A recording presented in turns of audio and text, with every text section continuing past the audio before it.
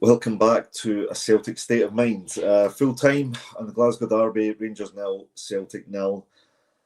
I've got to be honest, I'm joined by Kevin McCluskey, but I've got to be honest, Kevin. I'm not 100% sure whether I should feel happy, relieved, angry, at a 0-0 draw. One sense, I think we might have got away with one there. On another sense, I think we talked about apathy going into the game, apathy in the build up because of all the events around recruitment and the poor European performance. I would imagine after that performance, and that's 3 consecutive poor performances from Celtic in a row, I would imagine apathy is very quickly turning to anger. And while we've had a lot of anger directed at other factors within the club, the recruitment, the boards, I think you have to look at the manager and the players on the park and the tactics now, because that's 3 incredibly inept performances on the park and today against the side which, if my figures are correct, since the start of the season have faced over 50 shots at their goal, and today I'm not sure we even got to double figures. So for me, that was a really, really poor 90 minutes of football. Let's try and break it down, and really appreciate everybody's support on the chat. Numbers are rising. We'll do our best to try and analyse this as objectively as possible, but believe me, both myself and Kevin are as unhappy at what we just witnessed as I'm sure all of you are. Kevin, give me your initial impressions of the game. So I think the initial feeling, the initial emotion is just one of gladness that the game is over and I don't need to watch any more of it, because it was a dreadful game of football served up by 2 very, very average sides, and that's probably been pretty generous on them both. I do feel that if we watch this game back with fresh heads, maybe tomorrow or later on tonight, we'll realise that probably we were never in any doubt of losing it. Because I think we obviously focus just on Celtic, right, most of the time, and we were raging disgusted with the first half performance of not having a single shot at goal. And I think I'd made the comment, and they've had shots on target, but I was wrong. They hadn't. I don't think they got a shot on target either in the whole game. Schmeichel doesn't really make a save. It just felt like they did because they had more of the territorial advantage and were actually trying to make something happen, which we were not. But if you actually look at some of the stats for the game, just to show how bad it really was, we ended up with 5 shots at goal to their 4. Both sides didn't manage an XG of over 0.2. Oh. So it's the classic 0-0 bore draw of a game. It was dreadful. But we will look at it mainly from the Celtic point of view, of course. And some of the stats that you've mentioned there as well, which are totally right, they have been conceding upwards of 20 shots a game, 15, 20 shots a game, and we could only get 5. Now, that tells a lot about us. The standard of opposition that they've been coming up against, Bruges aside, have not been to the level that we would like to think we're at, especially not domestically. And we could only get 5 shots at goal. Now, fair play, they might raise the game because they're playing against Celtic. It's the derby game and they're at home and there's pride to play for. But for all those reasons, we should be raising our game as well. And we couldn't. We were so one-paced. In fact, there was times it just looked like we were playing in reverse for so long in the game. We didn't create anything. The other stat that I'd see from there is that in terms of big chances created, that was also a 0-0 draw. There was absolutely nothing there. We'll try and pull some positives from the game because that's what we do. But in general, it was a dreadful game of football. We showed very little intent to go and win the game. You must start asking questions about why that's the case, because of the magnitude of this game, because of what it means to you and me and to the couple of thousand fans that made it to the game and the millions that will be watching it across the world. It means a hell of a lot to us. Why did it not mean even an ounce of that to the players in the park, or at least by the way that they played? Because there was very little forward football. It was all sideways and back the way until maybe Forrest and Shin came on and we moved Negrin infield. But these are all things that maybe you and I will be seeing and calling it at half time or before the game. Why don't we make this change? Why don't we play this style? It seems to work when we make the little changes. but we're making them far too late to the point where they're having little to no impact in the game. So yeah, my overall feelings at the moment, like I say, it's gladness that the game is over. Apathy towards the team, the management, anger towards the board that we didn't have a team out there that was good enough to win this game against a very, very poor Rangers side. Yeah. I'll bring in a couple of comments. You and Boy Martin always supports the channel, so I'll bring in first. The worst game of football I've ever seen. I think I would probably say it's certainly up there. One of the worst I've seen. This one from Loopy33, I think it's important because I do want to talk about a couple of the players' performances there. But Loopy33 comes in saying McGregor was absolutely dreadful. Nearly lost the game at the end when he fell asleep in the ball. Time to retire. I actually felt that moment really summed up the way we played. I thought concentration levels were not there. I thought we played far too passively, and we just the intensity and the concentration level were not there. Chris Sutherland comes in to say Hatate and Calmack need a rest for a few games. We look so slow. I think, I would agree with that. I think the pace is terrible. Looks like Rodgers 3 season passing it about at the back all game. Terrible tactics. John Coy comes in and says if Rodgers an elite manager, I'm the Dalai Lama. I mean, look, none of us can argue with what Brendan's achieved both at this club and in his career.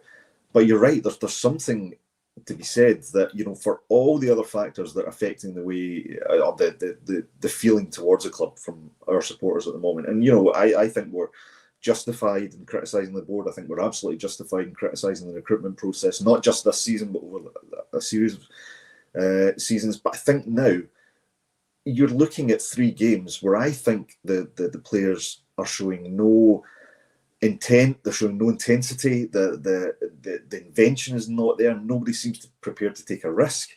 And as I said, through at half time, when we got to half time, throughout the first half, I was screaming at the television, stop passing back, which is the famous meme from Ange. But we saw it again in the second half. There were moments where we're in a position to run forward, run with the ball. Nobody seems prepared to take on that responsibility. And you're looking at the leaders, or the so-called leaders in the team. You're looking at your Callum McGregors. You're looking at your Carter Vickers. And Carter Vickers, by the way, showed more intent than some of the attacking players today. But again, nobody matched his runs. But you're looking at Kieran Tierney. You're looking at Dyson Maeda.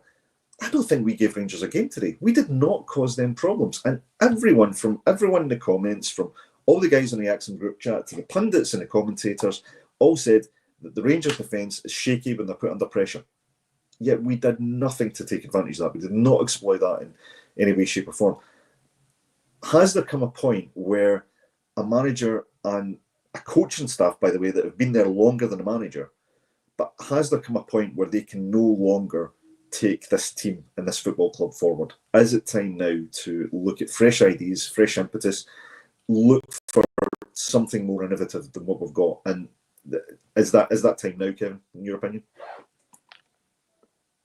If not now, it's in the very near future. At the latest, it would be at the end of the season, because I think it's very clear that Brendan's going to go at the end of the season.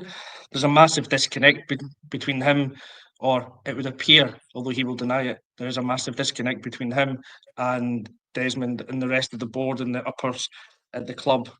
Don't think it's sustainable that he stays beyond the rest of the season. And honestly, if we're going to be served up this type of football that we've seen over the last 3 games, and it is just 3 games over 2.5 seasons of dominance since he's come back, I get that.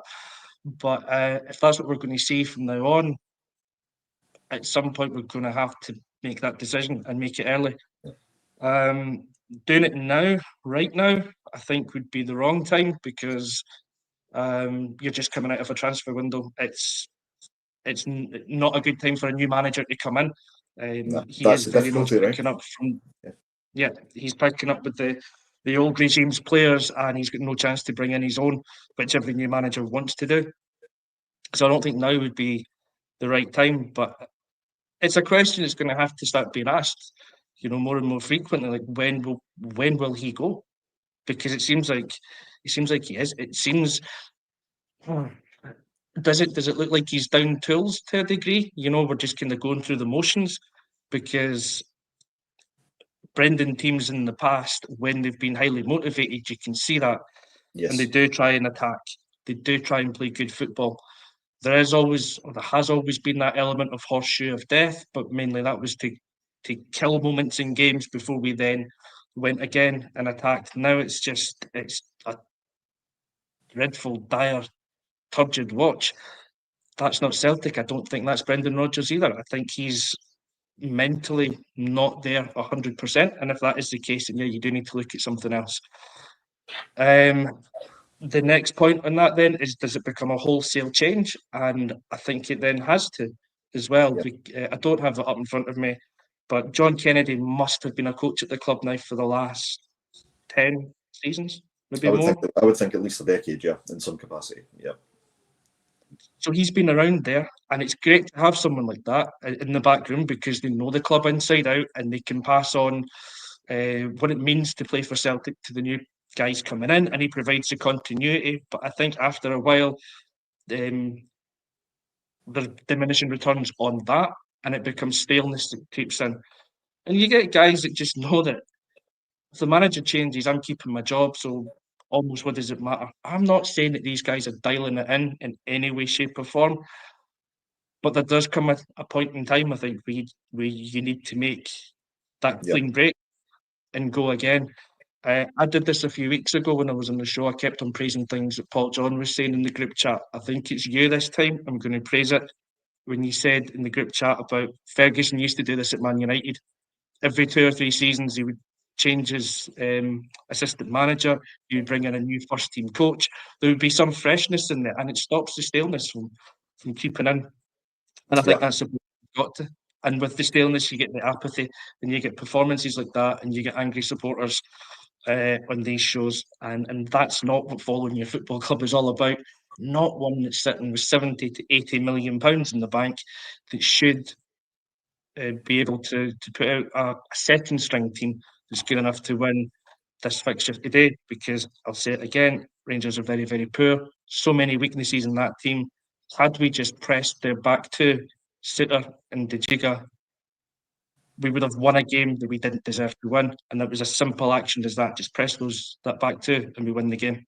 Yeah, I'm always one for taking credit for things, Kev, but it actually wasn't me that said that. I'm going to give credit to our American was it not? Ryan Pierce, who oh, Ryan, I'm very sorry, mate. So and I'm really sorry that I've confused you with Chris. That's the ultimate. I do agree with the point, though. I think it is. It's the right point. I think things have become stale, and I think what we need is fresh impetus. Now, we can talk all day long about the board and recruitment, and absolutely change must happen there, because we've been in this recurrent cycle. We're not getting players in time for what are turning out to be the most meaningful games at the outset of a season. So I think there's change that has to happen there.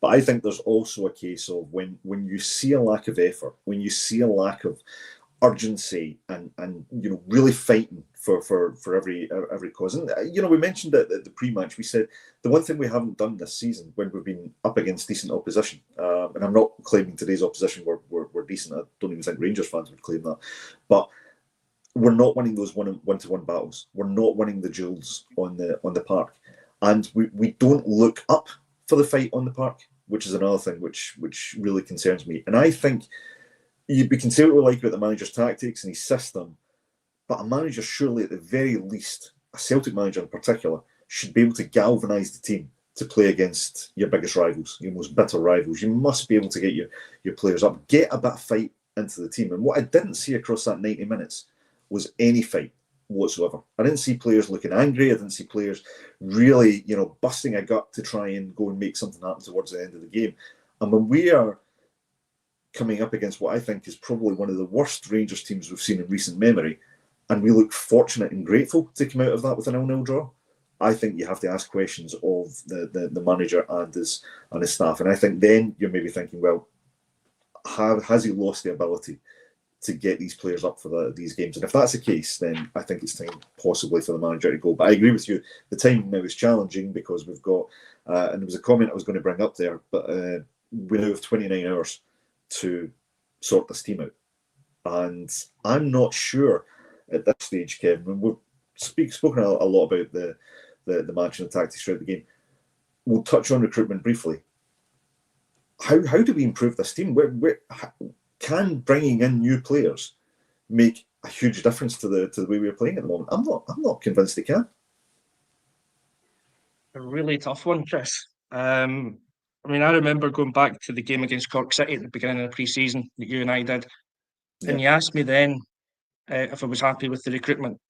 And I said at that point in time I was, because we'd got Katie in, we'd got Negrin in, we'd seem to be covering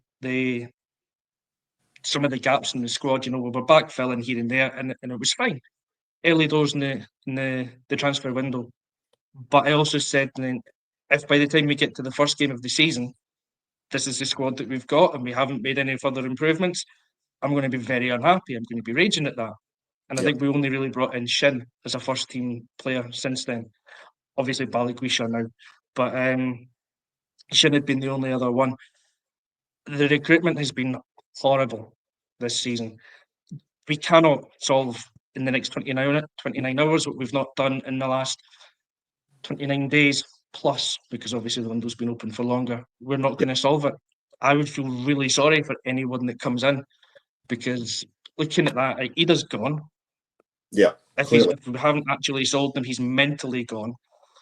We don't have a centre forward. We need at least 2 centre forwards to come in. We still need a wide player, someone that's actually going to wing on the wing, and by that I mean hit the byline, put crosses and take a man on. No one did that for the 90 minutes today. We still need something in midfield, and to go back again with Callum McGregor. Like you say, I love Callum to pieces. He's been an absolute hero for us over the years, but he is slowing down at that moment right at the very end where he just dallies. He doesn't know that Dessers is behind him. So someone should be shouting anyway to let him know the old man on. You know, there's someone there, but his awareness should be good enough to know that there's someone there. You don't dally at that point. It's a slackness. It's something that's crept into his game, I must say, over the last year or so. He needs support in that midfield. But there's so many areas of the park where you'd say a player needs support or we need an upgrade that we're not going to get the numbers in. We're not going to get the quality in right now. So whoever comes in, I think, is going to have a big weight of expectation on them that they have to hit the ground running and they have to be immediate first team players and upgrades on what we've got. Yeah. I don't trust I don't know if it's the recruitment team that I don't trust or if it's the board, it's whoever's actually going out and doing the deals. I don't trust them to get the right players in.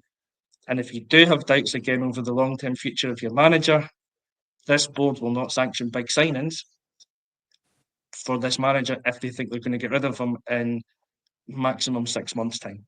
So it's going to be an interesting 29 hours to see who we do manage to bring in, and whoever it is, I'll welcome them to the club. I'll wish them the best, but they'll have all my sympathies because they have got a hell of a big job in their hands to win us round and to get us back to where we playing the way that we should be playing and having the results that we should be getting. Yeah, absolutely. I agree. I'll bring up some of the comments here, Mark. Sorry, if I can get the thing to work. Caplaw Mark, we know how bad that mob are and we look to say the manager's tactics were ridiculous. Well, I think, look, I've been one of Brendan Rodgers' biggest defenders on here. I think he is a good manager. I think he's shown his quality in the past, but there's something festering or something rotten between Brendan, the team, the board, whatever it is that's happening. It's harming our football club, and it's that element that I struggle to defend. As much as I'll back the manager when I think he's being unfairly maligned, or I think that there's factors he can't control, and I think there is an element of that. I still think that at a very minimum, if you're a top manager, your job is to get your players up for a game, and I just didn't see that today. I've not seen that for the past 3 matches, and even maybe even prior to that. So I think I'm always prepared to defend him when I think he should be defended, but I think you also have to criticise objectively as well, and that's what we're doing. Urban Culture comes in to say if the manager's leaving, get the new guy in January. Pick him now and get him to find 5 or 6 players and sign him up in January. Well, we don't want to presume anything. We certainly don't want to force the manager out of a job. I'd like to see the manager get the backing that he obviously needs, but I do think he has to recognise where things have to change. Kev, one of the elements that worries me is that when things aren't going our way in a game, we swap players out for almost like for like, and we fit them into the same positions which are being nullified. I mean, Balikwisha, too early to judge him. He's only just came in. didn't see a huge amount that enthused me about his performance today, but I agree with you and give him a pass. Same with Sriracha, came in, didn't do anything glaringly wrong, but I didn't actually see much of him during the game. Concerned that Tierney still, at this point, can't go beyond a certain point in the match, and I think that's a concern, obviously. But you're looking at players like Shin Yamada, the one attacking player that we brought in pre-Balaguisha. I think he gave a decent account of himself in terms of trying to link the play today, showed some good physicality. But you still don't look at him and think, wow, he's going to run up there and win the game for you. He looks like a player that's still very much trying to find his feet. So we brought Engels in today, pushed Nygren out wide. We've spoken about the fact he can play there. I think I think he can play out wide, I think there's a huge drop-off in his capability when he's out wide, and that concerns me. So I'm looking at what the manager's got on his bench. Well, you've got Shin Yamada. We don't know why Kenny wasn't in there. You've got Shin Yamada. Why not play him up front with Maeda? Why not stop worrying about what wingers we don't have and play a formation without wingers? Jim Orr has spoken about this, until he's blue in the face or green in the face. So surely the manager has the ability to say, okay, I don't have the players in to play my system, but what can I do with these players? How can I get the best out of these players rather than continue to put a square peg in a round hole as it was? So surely that there must come a point where the manager says, that's not working. Teams are starting to recognise how we play. Change it up, use what you have at your disposal rather than just moan about what you don't have. Yeah, no, exactly. And I think we've been saying this on here for long enough, and we can go back to last season, probably when it's really started, that we become a very predictable team to play against. If you can nullify Callum McGregor, you've pretty much taken away 90% of what we're going to do, because for some reason, everything has to go through McGregor. It's great to have a deep line playmaker in your team, but not everything needs to go through him. Yes. You need to have other creative players. You need to have other options, which we don't seem to have. So we've highlighted a lot of these things, and we know that Brendan's not really going to change it. We know that he's a 4-3-3 guy and he has his system and that's how he wants to play. But there must come a time, I think you're right, when you look at a game and you just think, well, you look at the players you've got, for one, yes, and you go, I don't really have the winger that I want. So what's the point in putting Nygren out wide in the right when he can play that role, but he's a little bit of a square peg in a round hole? Yes. You're taking away the best part of his game by not having him in the middle. When he moved back into the middle around about the 70-minute mark, he became so much more influential in the game. Strangely enough, he was taking the ball in the middle of the park and driving forward with it, which he wouldn't do when he was out wide. So I'm wondering if that is purely an instruction from the manager for these wingers not to drive on, which seems a bit odd. But he became more influential in there. So, yes, why not just change the shape to get the best out of the players that you've got? To use an example, I'm pretty sure that's what David Moyes did when he went in at Everton last season. He's taken from Sean Dyche. He's looked at that team, that group of players. He's went, Dyche is wanting you to play this way. It's not working. I've only got the same group of players to work with. How do I get different results? I'll change the shape. Same players, same starting 11 could go from Dyche's last game to Moyes' first, but he'll change the shape and he will motivate them, which is the thing that Brendan seems not to be able to do at the moment. But that's what you need to do, and you can start with your preferred formation, your preferred style, but then your in-game management says it's not working. Let's change things up. Your in-game management goes, they've got two really shaky centre backs. Let's press them. Let's get Shin on because he's got the pace. And what I really liked about him today, I'm not going to say that he was busy. I'm going to say he was industrious. Yes, because anyone can be busy and run a pitch and look busy. He was industrious. He was trying to close down the right space, the right player. He was trying to link up play. I think with games, with minutes under his belt, I think he could become a pretty decent player for us. But you go to up front with that, you just change it around. You do something a little bit different.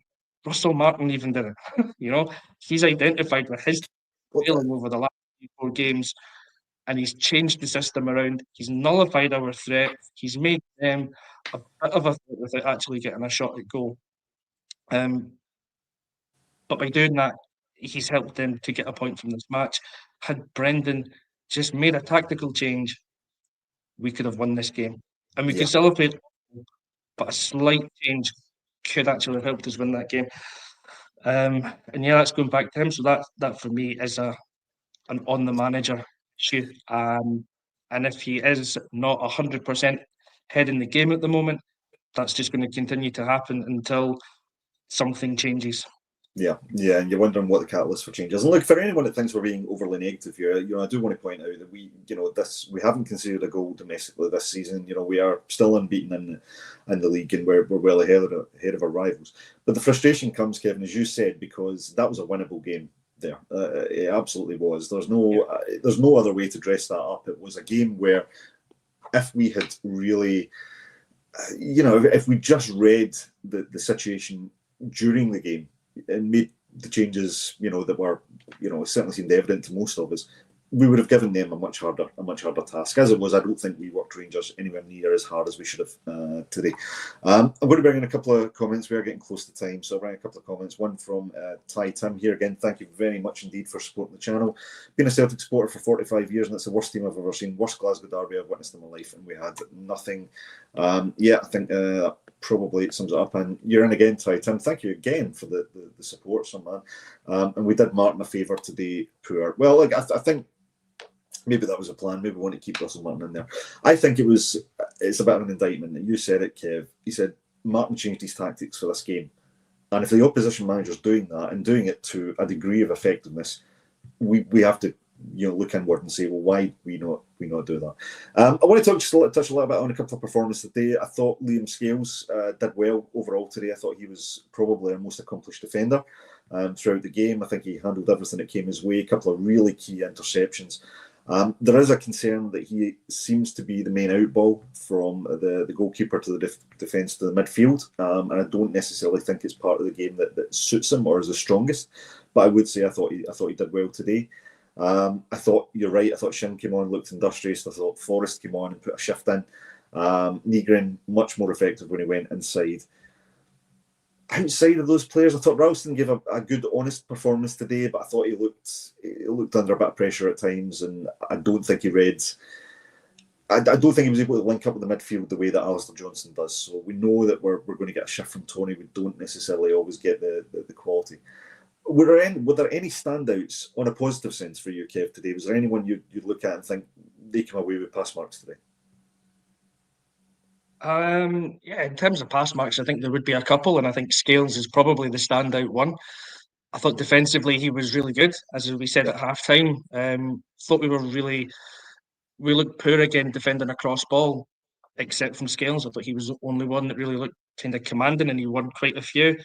And there's his interception in the last 5 minutes, I think it is, when I can't remember who it is, one of their players down the right whips in the low cross, and he gets like a knee to it, and Casper comes out and grabs it.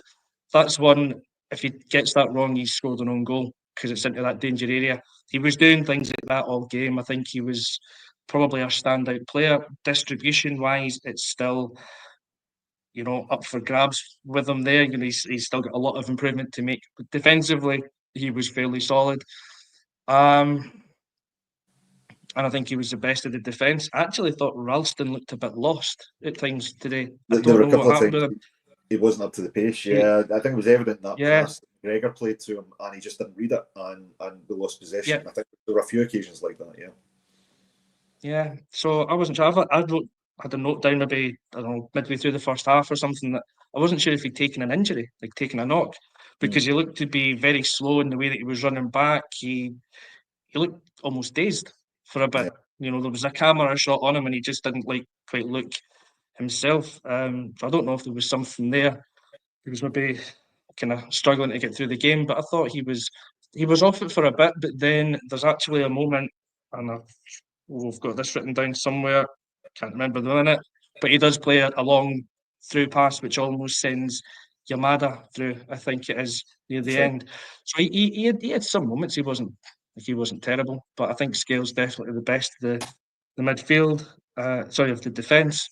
In the midfield, I think Nygren comes away with pass marks for his midfield performance. because he definitely stepped it up there and became a bit more aggressive in his approach and trying to drive forward. But again, we lost a lot with him out wide.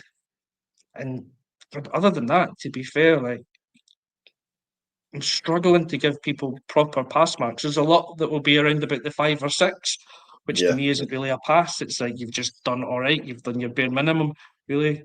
You've tried hard. Well done for turning up. But no one really grabbed that game by the scruff of the neck. No one played with intent from the 90 minutes or for the majority of the 90 minutes. It was really abject. It was a dismal performance, really.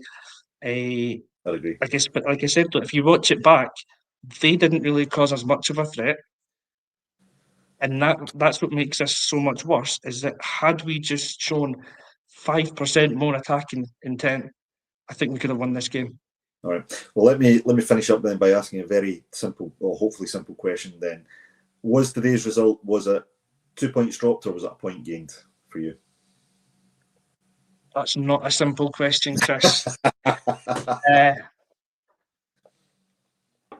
2 points dropped.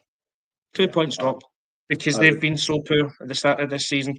And I know we've not hit the heights in the last few games, but we should still have had enough. And like I say, I think if we played in second gear, we could have won that game, but we barely got out of first gear for most of it.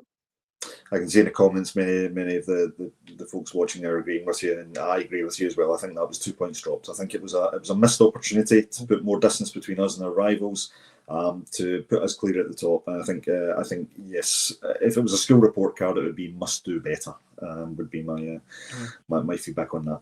Listen, we are at time. We're over 2,500 strong on the stream there. Really appreciate everybody's support.